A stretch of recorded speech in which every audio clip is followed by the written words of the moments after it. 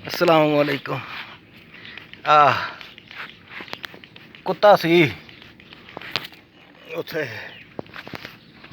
बोल बात नहीं ना तू डिग्गा ते ਇਹਦੇ ਬਿਮਾਰੀ ਬਹੁਤ ਲੱਗੀ ਸੀ, ਖਾਜ ਖੂਜ ਹੋਈ ਸੀ। ਅਸੀਂ ਕਿਹਾ ਚੱਲ ਇਹਨੂੰ ਰੈਸਕਿਊ ਕਰ ਦਈਏ।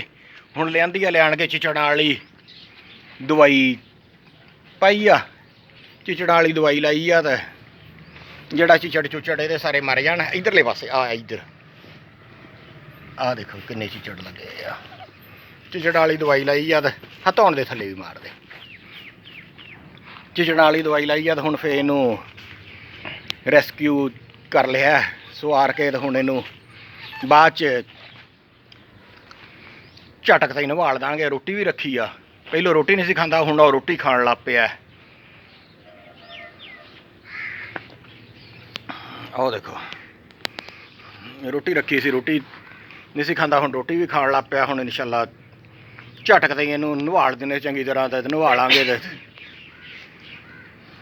ਉਮੀਦ ਆ ਵੀ ਬਿਲਕੁਲ ਸੈੱਟ ਹੋ ਜਾਊਗਾ। ਬੜਾ ਨਸਲੀ ਲੱਗਦਾ ਵਾ। ਫਿਰ ਇਹਨੂੰ ਘਰ ਜਾਨਵਰਾਂ ਦੇ ਜਾਂ ਜਾਨਵਰ ਆ ਫਾਰਮ ਆ ਆਪਣਾ, ਫਾਰਮ 'ਤੇ ਰੱਖ ਲਾਂਗੇ ਰਖਵਾਲੀ ਲਈ ਇਨਸ਼ਾਅੱਲਾ। ਇਸ ਤਰ੍ਹਾਂ ਦੀਆਂ ਹੋਰ ਵੀਡੀਓ ਦੇਖਣ ਲਈ ਮੇਰੇ ਸਾਰੇ ਦੋਸਤ ਚੈਨਲ ਨੂੰ ਸਬਸਕ੍ਰਾਈਬ ਕਰ ਲਓ, ਨਾਲ ਘੰਟੀ ਵਾਲੇ ਬਟਨ ਨੂੰ ਵੀ ਨੱਪ ਦਿਓ।